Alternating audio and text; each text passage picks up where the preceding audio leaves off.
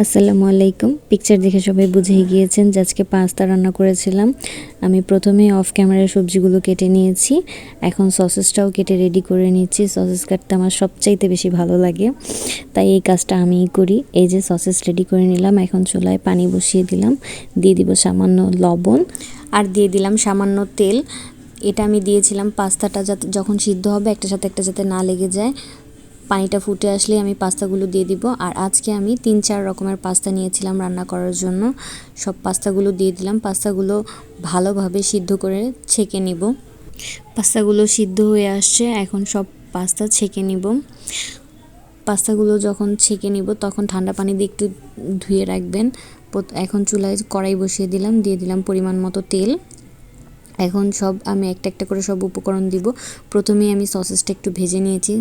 সসেসটা ভাজতে যে কি যে হলো, একটার সাথে একটা লেগে যাচ্ছে কড়াইয়ের সাথে, অনেক বিরক্ত লাগতেছিল। কেন এমন হয়েছে আমি জানি না। তারপর আমি মাংসটাও হালকা ম্যারিনেট করে রেখেছিলাম আগেই, এখন ভেজে নিচ্ছি। আগেই সব মশলা দিয়ে ম্যারিনেট করে রেখেছিলাম অফ ক্যামেরায়, আমি ওটার ক্লিপটা নিতে ভুলে গিয়েছি। এখন মাংসগুলো ভালোভাবে ভেজে নিব।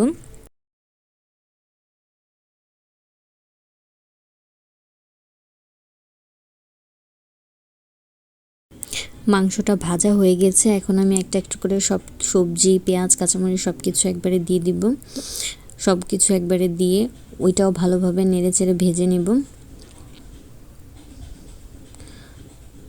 আর সবজি কী কী নিয়েছিলাম তা তো আমি প্রথমেই দেখিয়ে দিয়েছিলাম।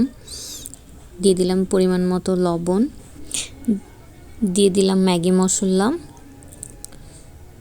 তারপর দিয়ে দিব গোলমরিচের গুঁড়া, এখন দিয়ে দিব টেস্টিং সল্ট। এটা অপশনাল, আপনারা দিতেও পারেন নাও দিতে পারেন। দিয়ে দিলাম পরিমাণ মতো সয়া সস। সয়া সসে যেহেতু একটু লবণ থাকে তাহলে আমরা বুঝিয়ে দিয়েছি। এখন দিয়ে দিলাম রেড চিলি সস। এখন ভালোভাবে নেড়ে চেড়ে ভেজে নিব।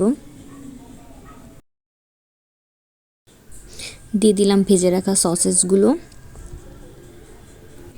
অনেক ভালো লাগছে না সবজিগুলো দেখতে, কালারটাও খুব সুন্দর হয়েছে। আমি কিন্তু ডিম অ্যাড করি নাই, ইচ্ছে করেই দেই নাই। আর এখন দিয়ে দিলাম পাস্তাগুলো দিয়ে ভালোভাবে নেড়েচেড়ে মিশিয়ে নিচ্ছি। আমার লম্বা পাস্তাগুলো কেন জানি আজকে ভেঙে গিয়েছে, গুঁড়ো গুঁড়ো হয়ে গেছে, একদম বিরক্ত লাগতেছিল। যাই হোক, কিন্তু খেতে অনেক মজা হয়েছিল। এখন পাস্তাটা পুরো রেডি, এখন আমি প্লেট নিয়ে চলে আসবো খেতে। এটাই আমার কাজ। যাই হোক, এটা আমার ফেভারিট খাবার। কারো ভালো লাগলে লাইক